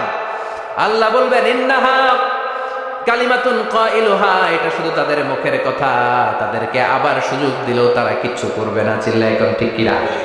এজন্য একটা চান্স আমরা পেয়েছি, এই দুনিয়ার ওয়ান চান্সে আমরা ভয় পাবো একজনকে। চিল্লায় বলেন তিনি কে? এজন্য যেতে আমাদেরকে হবে। এই মরণ থেকে পালানোর কোনো সুযোগ কেউ পালাতে পারে নাই। এই মরণ হলো আখিরাতের প্রবেশদ্বার। মরণ নামক পালকিতে চড়ে আমরা কবরের ভেতরে ঢুকি। মরণ হলো প্রথম পর্ব, কবর হলো দ্বিতীয় পর্ব। যেরকম ঠিক কিনা? এজন্য বিশ্বনবী বললেন আল কবর রাউদাতুম মিন রিয়াদিল জান্নাহ আও হুফরাতুম মিন হুফারিন নার। কবর হলো কারো জন্য জান্নাতের বাগান, কারো জন্য জাহান্নামের গর্ত। আমরা বলি আল্লাহ আমাদের কবরটারে জান্নাতের বাগান বানাও। আর জোরে পড়েন আমিন। আবার বিশ্বনবী বললেন ইন্নাল কবরা আউয়াল মানজিল মিন মানাজিলিল আখিরাহ। কবর হলো আখিরাতের মানজিলগুলোর প্রথম মানজিল। আখিরাতে একটার পরে একটা অনেকগুলো স্টেশন আপনাকে পার হতে হবে। প্রথম স্টেশনটার নাম হলো কবর। প্রথম স্টেশনের নাম কি? এই কবর নামক স্টেশনে যদি আপনি মাফ পেয়ে যান, সামনের সব স্টেশনগুলোতে মাফের ব্যবস্থা করবে কে? আল্লাহ। আর কবর নামক স্টেশনে যদি ধরা খেয়ে যান, আপনার মায়ের আছে না নাই? লাশটাকে যখন রাখা হয়, লাশটা চিনে কে আমারে রাখলো, কে আমাকে ধৌত করলো, কে আমারে কাফন পড়ালো। এজন্য বিশ্বনবী বলেছেন মুমূর্ষের সামনে বসে বসে পড়ো লা ইলাহা ইল্লাল্লাহু মুহাম্মাদুর রাসূলুল্লাহ। লাকিনু মাউতাকুম লা ইলাহা ইল্লাল্লাহ। মুমূর্ষের সামনে দাঁড়িয়ে দাঁড়িয়ে পড়ো লা ইলাহা ইল্লাল্লাহ। এই লা ইলাহা হচ্ছে জীবিতদের জন্য কালিমা, আর আমরা মরার পরে এই জিকির করি। ঠিক কি না? আমাদের দেশের অনেক জায়গায় লাশ নিয়ে কবরে যাওয়ার সময় লা ইলাহা পড়ে না। না, এটা আগের জিকির, মরার আগের জিকির। মরার আগে আপনাকে অ্যানাউন্সমেন্ট দিতে হবে আল্লাহ ছাড়া কোনো ইলাহ নাই, বিশ্বনবী হচ্ছেন শেষ নবী এবং রাসূল। চিল্লায় বলেন ঠিক কি না? লাশটাকে যখন রেখে দেয়া হয়, বিশ্বনবী যত মানুষকে কবরে রেখেছেন তারপরে দাঁড়িয়েছেন আর বলেছেন ইস্তাগফিরু লিআখিকুম, তোমার ভাইদের জন্য তোমরা দোয়া করো। ফাইন্নাহু আনা ইউসআল, এখনই তাকে কবরে সওয়াল করা হবে। কবরে প্রশ্ন আসছে না নাই? কথা বলেন। বিশ্বনবী খাদিজাতুল কুবরা, ওনার প্রথম স্ত্রী খাদিজাতুল কুবরা তাহেরাকে কবরের মধ্যে রেখে দিয়ে কাঁদতে শুরু করলেন। চোখের পানি ছেড়ে অনেক দোয়া করলেন। দোয়া শেষে সব সাহাবারা ঘরে ফিরে যায়, বিশ্বনবী যায় না। সাইয়েদনা আবু বকর বললেন ও নবী চলেন ঘরে যাই। অনেক তো দোয়া করলেন। বিশ্বনবী বললেন আবু বকর তুমি যাও, আমি যাব না। এইটা সাধারণ মহিলা না, এটা বিপদের দিনের সঙ্গিনী খাদিজা। মক্কায় যখন আমার কেউ ছিল না, খাদিজা আমারে ভুলে নাই। 3 বছর কাফিররা আমাকে জেলখানায় বন্দি রেখেছিলাম, শিয়াবে আবি তালেবের জেলখানা। আমার স্ত্রী ওই জেলখানার জীবনেও আমারে ছাড়ে নাই। আমার সাথে 3 বছর খাদিজাও জেল খেটেছে। এই একটাই মহিলা, যেই মহিলাকে আল্লাহ আরশের উপর থেকে সালাম দিয়েছে, মহিলাটার নাম খাদিজা। আল্লাহু আকবার। আমার সব সন্তান আল্লাহ খাদিজার পেট থেকে দিয়েছে। ফাতেমাতুজ জোহরা খাদিজার মেয়ে, জাইনাব খাদিজার মেয়ে, উম্মে কুলসুম খাদিজার মেয়ে, রুকাইয়া খাদিজার মেয়ে, আবুল কাসেম বিশ্বনবীর ছেলে খাদিজার ছেলে, আব্দুল্লাহ যাকে তাইয়্যিব এবং তাহের নামে আমরা চিনি, সেও খাদিজার ছেলে। সুবহানাল্লাহ। ও আবু বকর, আমার এই কলিজার টুকরা প্রিয়তমা খাদিজারে রেখে দিয়ে কেমনে বাসায় যায়? তুমি যাও, আমি দাঁড়িয়ে থাকবো। এখনই মুনকার নাকির এসে খাদিজারে প্রশ্ন করবে, আমি দেখবো খাদিজা উত্তর দিতে পারে কিনা। আর প্রশ্নের উত্তর যদি ভুল করে ফেলে, কবরের উপর থেকে আমি নিজে প্রশ্নের উত্তর দিয়ে দেব। সাইয়েদনা জিবরাইল বললেন নবী আপনার আর দাঁড়িয়ে থাকার দরকার নাই, আবু বকরের সাথে ঘরে চলে যান। আল্লাহ জানিয়ে দিয়েছে খাদিজার কবরের প্রশ্নে যদি কোনো সমস্যা হয়, আরশের উপর থেকে খাদিজার প্রশ্নের জবাব আল্লাহ নিজে দিয়ে দিবে। এজন্য কবরের আযাব থেকে বিশ্বনবী পানাহ চেয়েছেন। বিশ্বনবী বলেছেন আল্লাহুম্মা ইন্না নাউযু বিকা মিন আযাবিল কবর। ও আল্লাহ, কবরের আযাব থেকে তুমি আমাদেরকে বাঁচাও। পড়েন আমিন। কবরে মুমিনদেরকে 4টা প্রশ্ন করা হবে, কাফিরদেরকে 3টা প্রশ্ন। চিৎকার করে বলেন মুমিনের প্রশ্ন কয়টা? আর জোরে বলেন। প্রথম প্রশ্ন মার রব্বুক, তোর রবের নাম কি? আমরা কি বলবো? আল্লাহ আমারে রব। এই রবি আমার সব, দমে দমে তনু মনে তারি অনুভব। আল্লাহ আমার রব, এই রবি আমার সব। পড়েন আমি। দ্বিতীয় প্রশ্ন, মা দিন, উত্তর দিনের নাম কি, ধর্মের নাম কি? তৃতীয় প্রশ্ন, মান হাদার রাজুল, এই লোকটাকে কে? আমরা বলবো মুহাম্মদ সাল্লাল্লাহু। তিনটা প্রশ্নের উত্তর যখন আপনি কবরে করে দিতে পারবেন, অতিরিক্ত একটা প্রশ্ন, ওয়ামা ইলমু, এই যে তিনটা প্রশ্নের উত্তর পাল্লা, কেমন করে উত্তর জানলা? কোত্থেকে শিখেছ? নকল করে আনছো কাফনের কাপড়ে? পরীক্ষার হলে নকল আছে না নাই? হাতে নকল আছে না? পায়ে নকল, মোজার ভিতরে নকল আছে না নাই? মোবাইলে নকল আছে না নাই? নকল থেকে আল্লাহ তুমি বাঁচাও। আরো আসতে কানা আমি। কিভাবে জানলা? কেমন করে তিনটা প্রশ্নের উত্তর শিখলা? What is the source of your knowledge?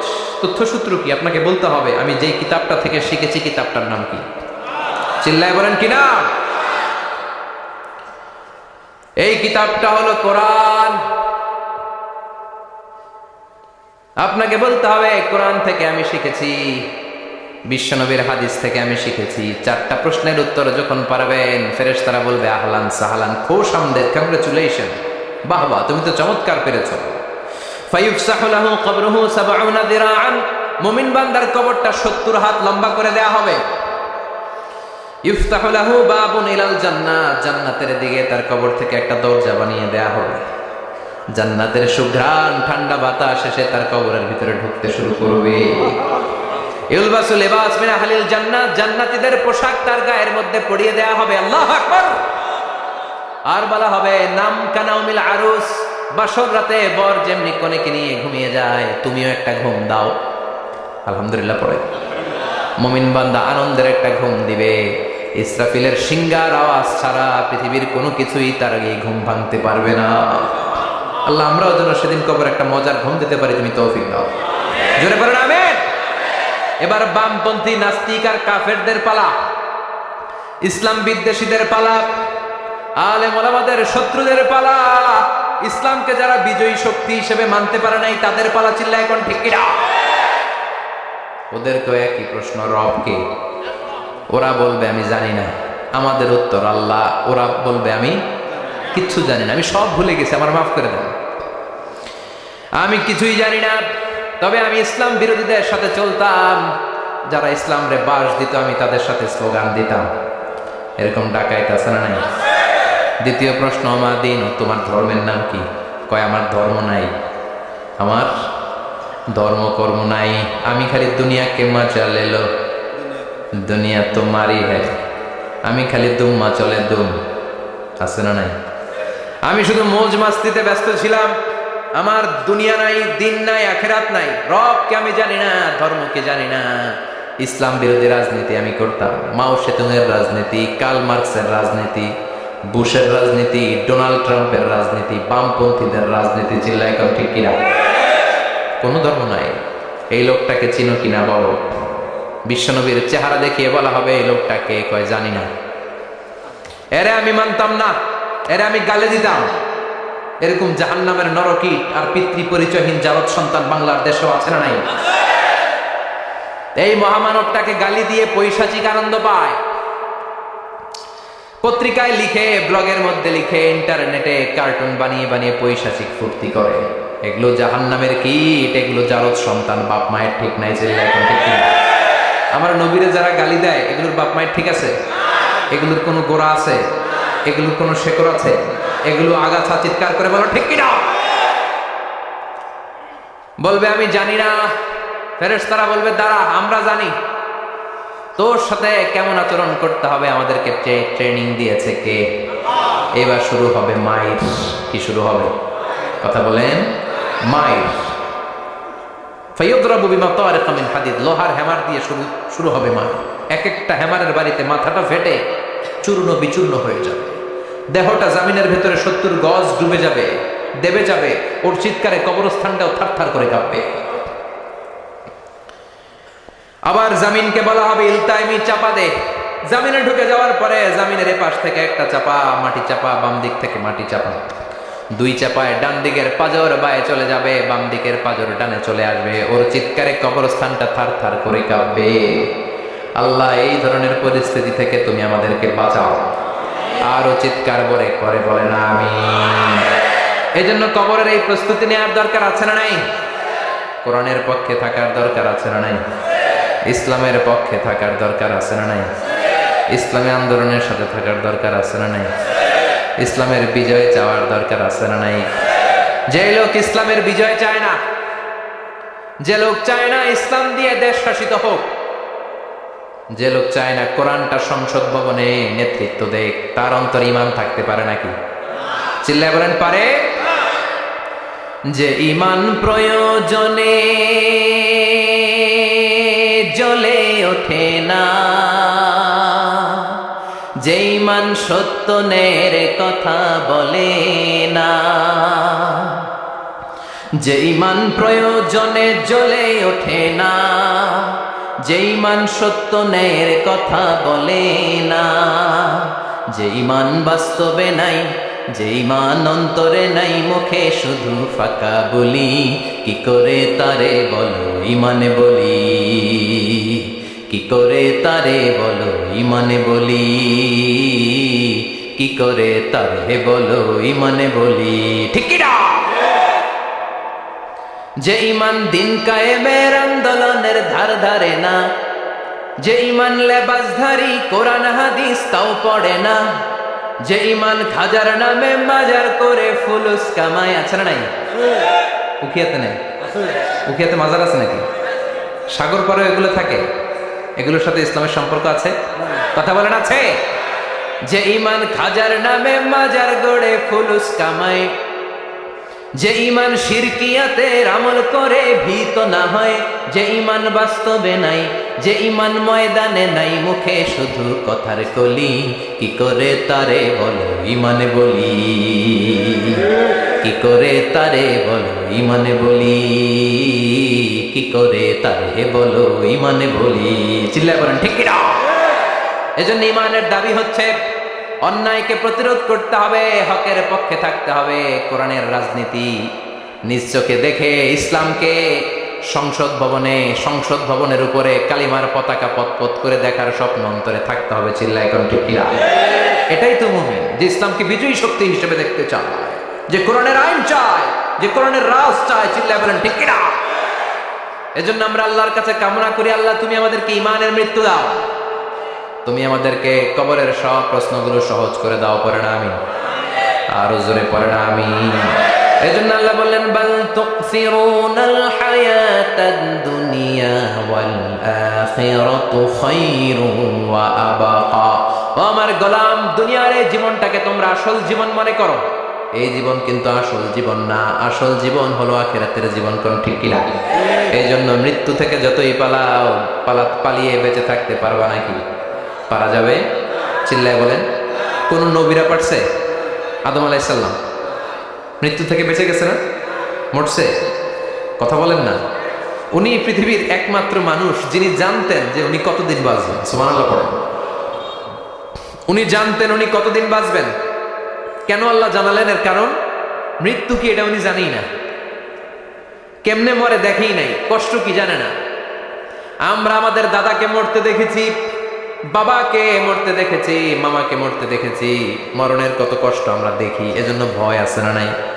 আদম আলাইহিস সালামের দাদা আছে নাকি? বাবা, মামা, খালু, শালা আছে? নাই। এজন্য মৃত্যু যে কেমন এটা উনি জানতেন না। এজন্য আল্লাহ জানিয়ে দিলেন, আদম পৃথিবীতে তুমি 1000 বছর বাঁচবে। আলফুসানা লাম্মা খালাকাল্লাহু আদম ওয়া কানা তুলুহু 60 যিরাআন। বুখারীর বর্ণনা আছে, আদম আলাইহিস সালামকে বানানোর পরে আল্লাহ 60 হাত লম্বা বানালেন। কয় হাত? জোরে বলেন, আরো জোরে। 60 হাত লম্বা। এরপরে ওনার ঔরসে পৃথিবীতে যত নারী আসবে, পুরুষ আসবে রূহের জগতে, সবগুলো রূহকে বসিয়ে দিলেন বৈঠকে। সুবহানাল্লাহ। বিশাল কনফারেন্স রুম। আমরাও ছিলাম না? আমাদের রূহটাও ছিল। সাইয়েদনা আদম বললেন, আল্লাহ এরা কারা? আল্লাহ বললেন, আদম এগুলো সব তোমার সন্তান। সাইয়েদনা আদম অবাক দৃষ্টিতে অপলক নয়নে নিজের সন্তানদের রূহগুলো দেখতেছিলেন। দেখতে দেখতে হঠাৎ একটা রূহকে ভালো লেগে গেল। বললেন, আল্লাহ এটা কার রূহ? আল্লাহ বললেন, এটা দাউদ আলাইহিস সালামের রূহ। পড়েন সুবহানাল্লাহ। আল্লাহ এটাকে দেখতে বড় ভালো লাগে, কার রূহ? এটা তোমার ছেলে নবী হবে, নবী দাউদের রূহ। কাম আমরুহ, আল্লাহ দুনিয়াতে সে কয়দিন বাঁচবে? আল্লাহ বললেন, আরবাউনা সানা, 40 বছর। কয় বছর? সবাই বলেন কয় বছর? 40 বছর। সাইয়েদনা আদম বললেন, মাবুদ, আমার এত সুন্দর কলিজার টুকরা সন্তান দাউদ আলাইহিস সালামকে দুনিয়াতে মাত্র 40 বছর আপনি কেন দিলেন? আল্লাহ, প্রথম মানুষ এবং নবী হিসেবে আপনার কাছে ফরিয়াদ করি, আমার ছেলে দাউদের বয়স বাড়ায়া দেন। আল্লাহ কয়, না, হাদা কদ কুতিবা, এটা লেখা হয়ে গেছে। রুফিআতিল আকলাম ওয়া জাফফাতিস সুহুফ, লিখে ফেলছি, কলম শুকায় গেছে, কালি শুকায় গেছে, এটা চেঞ্জ করা যাবে? সাইয়েদনা আদম বললেন, আল্লাহ আমি বাঁচবো কয় বছর? কয় তুমি থাকবা কয় বছর? আলফুসানা, 1000 বছর। মনে আছে? আল্লাহ, আমার 1000 বছরের দরকার নাই, আমি আমার 1000 বছর থেকে 60 বছর আমার ছেলে দাউদরে আমি দিয়ে দিলাম। আদম আলাইহিস সালামের 1000 বছর থেকে 60 বছর যদি দান করে দেয়, ওনার আর কত রইল? 940। আর 60 বছর যদি দাউদ নবীর 40 বছরের সাথে যোগ দেওয়া হয়, উনি পেলেন কয় বছর? 100। সাইয়েদনা আদম পৃথিবীতে আসলেন, এসে থাকতে শুরু করলেন। দিন গড়িয়ে রাত আসে, মাস গড়িয়ে বছর আসে, বছর যায় বছর আসে। ঠিক 940 বছর পর মালাকুল মাউত আদম আলাইহিস সালামের কাছে আসলেন। বললেন, আনা মালাকুল মাউত উকিলা বিকুম, আপনাদের জন্য আল্লাহ আমাকে বানিয়েছে রূহ কবজ করতে। ও আদম, আবুল বাশার, পৃথিবীর প্রথম মানব, প্রথম নবী, আপনার সময় শেষ, রেডি হন। কি হন? খেলা শুরু হবে, এখনই রূহ কবজ করে নিয়ে যাব। সাইয়েদনা আদম বলে, এখন আসছো কেন? আমার আরো 60 বছর বাকি আছে। মালাকুল মাউত বলে, না, আপনি রূহের জগতে আল্লাহর কাছে আপনার সন্তান দাউদকে কয় বছর দিয়েছিলেন? 60 বছরের জন্য 940 বছর আপনার জন্য লেখা। আমি এখন আপনার রূহ কবজ করতে চাই। সাইয়েদনা আদম বলে, আমি মানি না, আমি কাউকে দেই নাই। 60 বছর আমি দেই নাই, আমি আরো বাঁচবো, আমি আরো বাঁচবো, 60 বছর আমি বাঁচবো, আমি দেইতেই নাই। মেয়ে যাও। মালাকুল মাউত আল্লাহর যে বলে, আল্লাহ দেয় নাই বলে, আসলে ভুলে গেছে। আসলে আফাতুল ইলমি আন নিসিয়ান, মানুষ ভুলে যায়, মানুষ বড্ড ভুলে যায়। আমরা অনেক সময় খাইয়াও কই খাই নাই। অনেক কিছু আপনি দিছিলেন, কিন্তু ভুলে যাই, গলার নিচ দিয়ে নামার পরে কই তুমি কিচ্ছু দাও নাই। আছে না নাই? নাসিয়া আদম ফানাসিয়া বানু, আদম আলাইহিস সালাম ভুলে গেছেন, তাই আমরাও ভুল করি, ঠিক কিনা? এজন্য আমাদের নেতারাও বলে, এটা দেব ওটা দেব, নির্বাচনের পর সব ভুলে যায়। আছে না নাই? ওই যে আদম আলাইহিস সালাম বলছে, আমরা ভুলে যাই। ওনাদের দোষ কি? ভুলে যায়, বেমালুম ভুলে যায়। আল্লাহ বললেন, মালাকুল মাউত আর জোরাজুরি করো না, 940 নয়, ঠিক 1000 বছর পরে আদমের কাছে যাবা। আমি আমার আদমের ভাগ্যে এই জিনিসটাই রেখে দিয়েছিলাম রে মালাকুল মাউত। আমি আগ থেকে এটাই রেখেছি, আমি জানতাম সে ভুলে যাবে। চিল্লা এখন সুবহানাল্লাহ। তার মানে পৃথিবীর সবচাইতে লম্বা মানুষ, 60 হাত লম্বা, এত শক্তিশালী আদম আলাইহিস সালাম শ্রীলঙ্কা প্রথম নেমেছিলেন। 1 লাফ দিলে আদামাইল চলে যেতেন। সুবহানাল্লাহ। কি লম্বা মানুষ! থাকতে পারছে? কথা নাই। ঘুমে ধরছে? শেষ করে দিই। হ্যাঁ, আরো কয়েক মিনিট চলবে, চলবে, চলবে। তাকবীর দেন, লিল্লাহি তাকবীর। আদম আলাইহিস সালাম চলে গেলেন। ওনার পরের নবী ইদ্রিস আলাইহিস সালাম, উনি মরে নাই। ইদ্রিস আলাইহিস সালাম মরছে, কে বলছে? উনিও মরেছেন। তবে ওনার মৃত্যুর আজীব এক ঘটনা আছে, অনেক লম্বা কথা। এক ফেরেশতার সাথে ওনার বন্ধুত্ব হয়েছিল। বলেছিলেন, আমি আকাশ দেখতে চাই, আল্লাহর কাছে অনুমতি চাই। আল্লাহ বলল, ঠিক আছে, ইদ্রিসকে আকাশে ঘোরাও। প্রথম আকাশে ঘুরলেন, দ্বিতীয় আকাশে ঘুরলেন, তৃতীয় আকাশে ঘুরলেন, চতুর্থ আকাশে ঘুরলেন। ইন দ্য মিন টাইম চতুর্থ আসমানে মালাকুল মাউত পৃথিবীর দিকে নেমে আসছিল। ওই ফেরেশতা বলে, মালাকুল মাউত আপনি কই যান? মালাকুল মাউত বলে, একটু আগে আল্লাহ ফরমান জারি করেছে, চতুর্থ আসমানে আমার নবী ইদ্রিসের রূহ কবজ করো। সুবহানাল্লাহ। আমি বললাম, আল্লাহ আপনার পাঠানো নবী সাইয়েদনা ইদ্রিস থাকে দুনিয়ায়, চতুর্থ আসমানে পাবো কই? আল্লাহ কয়, কথা নাই, দৌড় দে। আমি দৌড় দিলাম, এসে দেখি ইদ্রিস আলাইহিস সালাম এখানে রেডি। সুবহানাল্লাহ। ওয়া রাফা'নাহু মাকানান আলিয়্যা। ইদ্রিস আলাইহিস সালামের রূহ কবজ দুনিয়ায় হয় নাই, চতুর্থ আকাশের মধ্যে হয়েছে। একটু চিৎকার করে পড়বেন সুবহানাল্লাহ। এরপরে সুলাইমান আলাইহিস সালাম, উনি তো মরে নাই, মরছে? উনি জিন চালাইতে, উনিও মরবে? শক্তিশালী একজন নবী ছিল। উনি মালাকুল মাউতকে বলেছিলেন, মালাকুল মাউত, আমার মৃত্যুর সুয়াইয়া, সামান্য কিছু আগে আমারে বইল, আমার একটা কাজ আছে। মালাকুল মাউত মৃত্যুর কিছু সময় আগে এসে বলল, সুলাইমান, টাইম ইজ আপ, সময় শেষ, অল্প কিছু সময় বাকি, কি করবেন করেন। সাইয়েদনা সুলাইমান জিনদেরকে ডাকলো, ও জিনেরা, বিশাল একটা প্রজেক্ট আছে, প্রজেক্টে কাজ শুরু করো। আর কিছু জিনকে বলল, চারদিকে গ্লাস ফিটিং করা একটা রুম বানাও। সাইয়েদনা সুলাইমান আলাইহিস সালাম গ্লাস ফিটিং করা রুমের ভেতরে ঢুকলেন। এই রুমে ঢুকার দরজা নাই, হাতে একটা লাঠি নিলেন। কি নিলেন? লাঠির মধ্যে ভর করে দাঁড়িয়ে রইলেন আর জিনদের দিকে তাকিয়ে রইলেন। জিনেরা এত বদমাশ ছিল, সাইয়েদনা সুলাইমান দাঁড়িয়ে না থাকলে কাজ করতো না, ছিল ফাঁকিবাজ। কি ছিল? দাঁড়ায় না থাকলে আজও লোকজন কাজ করতে চায় না, ঠিক কিনা? মালিক দাঁড়ায় থাকলে ঠিকই কাজ হয়ে যায়। সুলাইমান আলাইহিস সালাম লাঠির মধ্যে ভর দিয়ে দাঁড়িয়ে রইলেন আর বললেন, কাজ করো। জিনেরাও কাজ শুরু করলো। ওদিকে মালাকুল মাউত এসে বলে, ও সুলাইমান, সময় তো শেষ। সুলাইমান বলে, সমস্যা নাই, রূহ কবজ করো। উনি লাঠির মধ্যে ভর দিয়ে দাঁড়িয়ে রইলেন। গ্লাস ফিটিং করা রুমের ভিতরে কোরআন সাক্ষী। মালাকুল মাউত ওইভাবে লাঠিতে ভর দেওয়া অবস্থায়, দাঁড়ানো অবস্থায় সাইয়েদনা সুলাইমান আলাইহিস সালামের রূহ কবজ করে নিলেন। উনি এমন ভাবে দাঁড়িয়েছেন, রূহ চলে গেল, লাশ হয়ে দাঁড়িয়ে রইলেন। লাঠির মধ্যে দাঁড়িয়ে আছেন, জমিনের মধ্যে লুটিয়ে পড়ে নাই। সুবহানাল্লাহ। জিনগুলো দূর থেকে ভাবলো, বস তো দাঁড়ায় আছে। কে দাঁড়ায় আছে?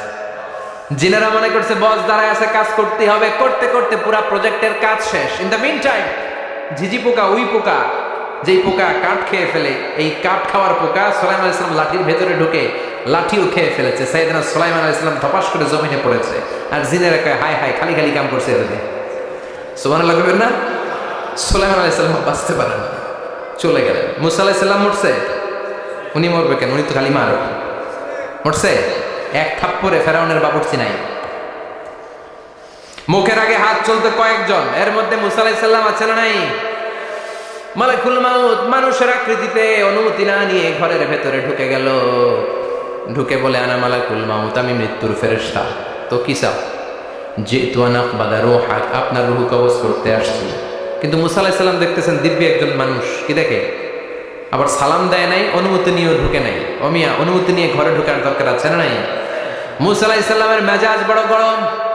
উনি বললেন, কি করবি? কয়, আপনারে মারমু। কয়, এদিকে আয়।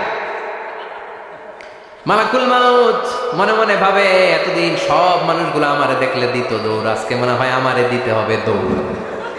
এক পা গায়ে দুই পা পেছায় সাহস করে সামনে গেলেন। আবার মুসা আলাইহিস সালাম দিলেন এরকম থাপ্পড়। ফাসাক্কাহু ফাফাকু আইনা, বুখারীর বর্ণনা, এক থাপ্পড়ে চোখ নাই। ঠিকই মালাকুল মাউত দৌড়, এক দৌড়ে আল্লাহর কাছে। আল্লাহ বললেন, রাখো। এটা মুসা আলাইহিস সালাম, তার মেজাজ বড্ড গরম, আমাকে কথা বলতে হবে। আল্লাহ বললেন, মুসা, বুখারীর বর্ণনা, গরুর পিঠের উপর হাত রেখে দাও। রাখা হলো। তোমার হাতের নিচে গরুর যত পশম, প্রত্যেক পশমের বিনিময়ে এক এক বছর করে হায়াত বাড়িয়ে দিলাম। মুসা আলাইহিস সালাম অনেক চালাক না। উনি বললেন, আল্লাহ, আমার হাতের নিচে যদি গরুর 2000 পশম থাকে, তার মানে 2000 বছর হায়াত বাড়িয়ে দিলেন। কিন্তু এক্সট্রা হায়াত যখন শেষ হয়ে যাবে, এরপরে কি হবে? আগে ওইটা বলেন। আল্লাহ বললেন, সুম্মাল মাউত, তারপরে তো মুসা মরতেই হবে, আসতেই হবে। সাইয়েদনা মুসা আলাইহিস সালাম বললেন, ফাল আনা, তাহলে আর দেরির দরকার নাই, এখনই আমি আপনার কাছে চলে যেতে চাই। মালাকুল মাউত মুসা আলাইহিস সালামের রূহ নিয়ে উড়াল দিলেন। সুবহানাল্লাহ। বাঁচতে পারছে? বিশ্বনবী মরে নাই, উনি ইন্তেকাল করেছেন। চিল্লায় এখন, ঠিক কিনা? ইন্তেকালের আগে বিশ্বনবী প্রচন্ড অসুস্থ হলেন। মা আয়েশারে ডেকে বললেন, আয়েশা, মনে হয় আমি বাঁচবো না। ওই যে খায়বার বিজয়ের দিন, খায়বার দুর্গ বিজয় করার পরে এক ইহুদি মহিলা আমার দাওয়াত দিয়েছিল। ওই দাওয়াত খেতে যাওয়ার পরে গোশতের মধ্যে বিষ মাখানো হয়েছিল রে আয়েশা। ওই বিষ মাখানো খাসির গোশত খেয়ে যে ব্যথা আমার পেটে উঠেছিল, আজ আবার সেই ব্যথা উঠেছে। বিশ্বনবী ওই বিষ খাওয়ানো গোশতের কারণে ইন্তেকাল করেছেন। তার মানে বিশ্বনবী শাহীদ। জামা আল্লাহু বাইনা নবুওয়া ওয়া শাহাদা, আল্লাহ বিশ্বনবীকে শুধু নবী বানায় নাই, শহীদ হিসেবে কবুল করেছেন। সুবহানাল্লাহ কইবেন না? প্রচন্ড অসুস্থ, উনি ছাড়া মসজিদে নববীতে কেউ ইমামতি করার সাহস পায় না। বিশ্বনবী বললেন, আবু বকর তুমি যাও। আবু বকরও যায় না। বিশ্বনবী বললেন, পানি আনো। বিশ্বনবী পানি দিয়ে ওযু করলেন। ওযু করে কয়েকজন সাহাবীকে ধরে উঠতে চাইলেন, আবার ধপাস করে বেহুশ হয়ে পড়লেন। বিশ্বনবী উঠতে পারে না। আবার বললেন ঠান্ডা পানি আনো, পানির ভেতরে বিশ্বনবী 2 হাত ঢুকিয়ে দিয়ে ঠান্ডা ভিজা হাত দিয়ে চেহারার মধ্যে মাসে করলেন আর বললেন ইন্নালিল মাউতি লাসাকারাত, হায়রে মৃত্যুর কি যন্ত্রণা, হায়রে মৃত্যুর যে কি কষ্ট। ও মিয়া, বিশ্বনবী যদি মৃত্যুর কষ্টে কাতরায়, আমাদের অবস্থা কি? আমাদের নসিবে কি আছে? আল্লাহ তুমি বাঁচাও, পড়ে না আমি। বিশ্বনবী কাঁদছেন, সাহাবারা একের পর এক দেখতে আসে, কান্নার রোল পড়ে গেল চারদিকে। বিশ্বনবীর কলিজার টুকরা নয়নের পুতুলি সাইয়্যিদাতুনা ফাতিমা বিশ্বনবীর কান্না সহ্য করতে পারে না। বিশ্বনবীকে ধরে মা ফাতিমা, সাইয়্যিদাতুনা ফাতিমা বিলাপ করা শুরু করে দিলেন, চিৎকার দিয়ে কান্নাকাটি শুরু করে দিলেন আর বললেন ওয়া কুরবাবা, ওয়া কুরবাবা, হায় হায় আমার বাবার কি কষ্ট, আহা আমার বাবার কি কষ্ট হচ্ছে। বিশ্বনবী বললেন ফাতেমা তুমি কেঁদো না, আমার কষ্ট আজকের পরে আর থাকবে না, আজকে তোর বাবার সব কষ্ট বন্ধ হয়ে যাবে। কি যেন কানে কানে বললেন, ফাতেমা আরো কেঁদে দিল। আবার কানে কানে কি যেন বললেন, ফাতেমা হেসে দিল। বিশ্বনবীর ইন্তেকালের অনেক পর মা আয়েশার কাছে ফাতেমা বললেন, আমি যখন প্রথমে কেঁদেছিলাম আব্বা বলেছিল আমি আর বাঁচব না রে ফাতেমা। আবার কানে কানে একটা কথা বলার পরে হেসেছিলাম, আব্বা বলেছিল আমার পরে আমার পরিবার বর্গের মধ্য থেকে সর্বপ্রথম তোমার সাথে আমার দেখা হয়ে যাবে রে ফাতেমা। অল্প কয়েক মাসের ব্যবধানে সাইয়্যিদাতুনা ফাতেমা উনিও ইন্তেকাল করলেন। বিশ্বনবী শোয়া থেকে উঠতে পারে না। এক সাহাবীকে দেখলেন মেসওয়াক করছে, বিশ্বনবী মেসওয়াকের দিকে তাকিয়ে রইলেন। বিশ্বনবীর নিথর দেহটা পড়ে আছে। আয়েশারা যে বলবে আয়েশা মেসওয়াক দাও, বলতে পারে না। মা আয়েশা বুঝতে পেরে মেসওয়াক আনলেন, বিশ্বনবীকে মেসওয়াক করিয়ে দিলেন। এবার বিশ্বনবী বললেন ও আবু বকর শোনো, আল্লাহ আমাকে অপশন দিয়েছে। কি দিয়েছে? আল্লাহ বলেছে নবী আজীবন থাকতে চাইলে থাকেন, আর আসতে চাইলে চলে আসেন। আমি থাকতে না চেয়ে আল্লাহর কাছে চলে যাওয়ার ইচ্ছা করলাম। সাইয়েদনা আবু বকর কান্না জুড়ে দিলেন। বিশ্বনবী বললেন আসসালাত আসসালাত, ও আমার উম্মতেরা নামাজ তরক করো না। ইন্তেকালের আগে বললেন নামাজ ছেড়ে দিও না। আর বললেন ওয়ামা মালাকাত আইমানুকুম, তোমাদের অধীনস্থ কর্মচারীদের সাথে খারাপ আচরণ করো না। ঘাম শুকানোর আগে পয়সা দিয়ে দিও। আর হাত দুটো উঁচু করে বললেন আল্লাহুম্মা ইলার রাফিকিল আলা, ও আল্লাহ আমি আপনার কাছে যেতে চাই। এই কথাটা বলে বিশ্বনবীর হাত দুইটা ধপাস করে জমিনে পড়ে গেল। বিশ্বনবীও চলে গেলেন। থাকতে পেরেছে কেউ? চিল্লায় বলেন। এজন্য আমরা আল্লাহর কাছে ইমানি মৃত্যু চাই। কি মৃত্যু? আমরা উত্তম মৃত্যু চাই। চিল্লায় বলেন কি মৃত্যু? এজন্য মরণের আগে ইমান নিয়ে মরার দরকার আছে না নাই? বিশ্বনবী দোয়া করতেন আল্লাহুম্মা রযুকনা হুসনাল খাওয়াতিম, ও আল্লাহ আমাদের শেষটা যেন ভালো হয়। শেষ কথা বলি, এদিকে তাকান, মনোযোগ আছে? বলতেন আল্লাহুম্মা রযুকনা হুসনাল খাওয়াতিম, ও আল্লাহ আপনি আমাদেরকে ইমানের মৃত্যু দেন, আমাদের শেষটা ভালো করেন। কারণ সব ভালো তার শেষ ভালো। জানেন না এটা আপনারা? সব ভালো তার শেষ ভালো। আজীবন ইসলামের পক্ষে, আজীবন নামাজি মুত্তাকি, মরার আগে কাফের হয়ে মরে, এরকম আছে না নাই?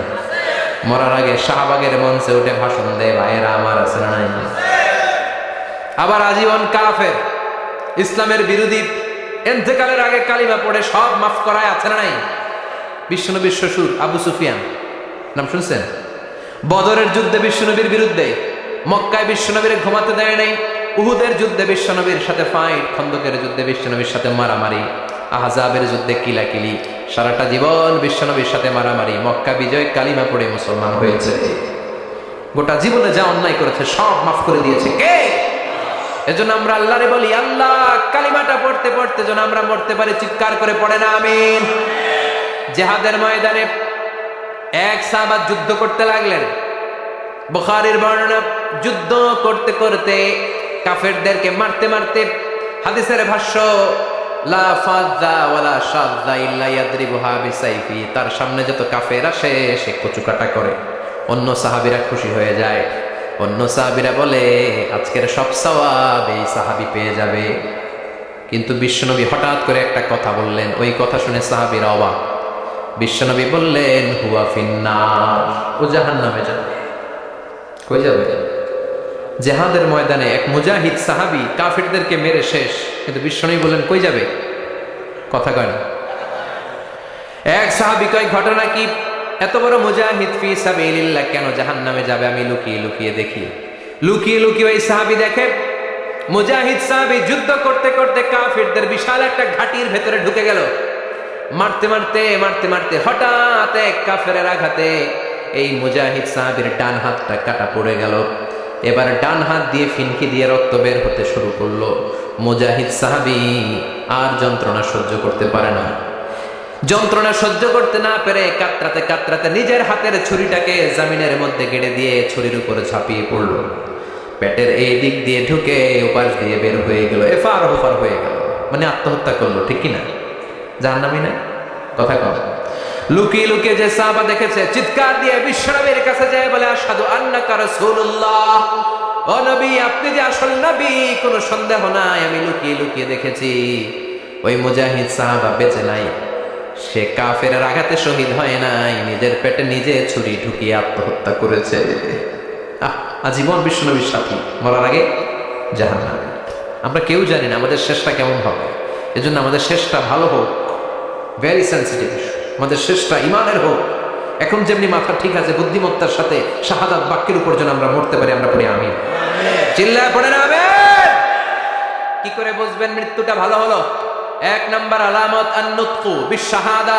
মরার আগে আওয়াজ করে জিকির করে কেউ যদি পড়তে পারে লা ইলাহা ইল্লাল্লাহু মুহাম্মাদুর রাসূলুল্লাহ সাল্লাল্লাহু, এটা হচ্ছে আলামাতু হুসনিল খাতিমা।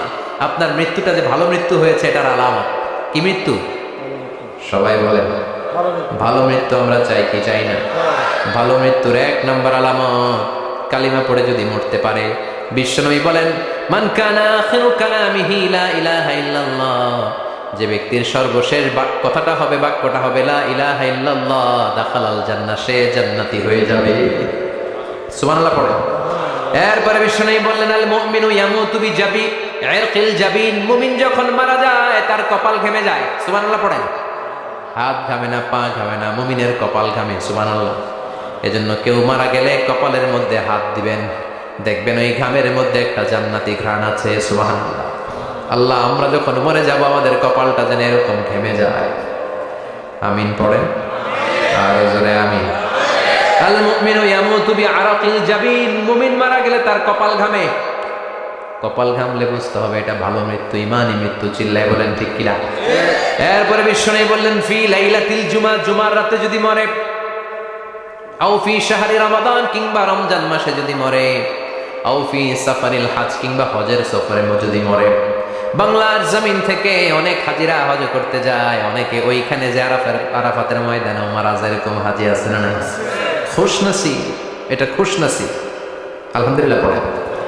এরপরে বিশ্বনবী বললেন, মাউতুশ শাহাদা, আল্লাহর রাস্তায় জিহাদ করে কালেমার বাণীকে উপরে তুলে ধরার জন্য কেউ যদি শাহাদাতের বাণী, শাহাদাতের পেয়ালা পান করে, শাহাদাতের মৃত্যুর চাইতে ভালো মৃত্যু আর হতে পারে? শাহাদাতের মৃত্যুর চাইতে শ্রেষ্ঠ মৃত্যু আছে নাকি? কথা বলেন। আমরা শহীদ হতে চাই কি চাই না?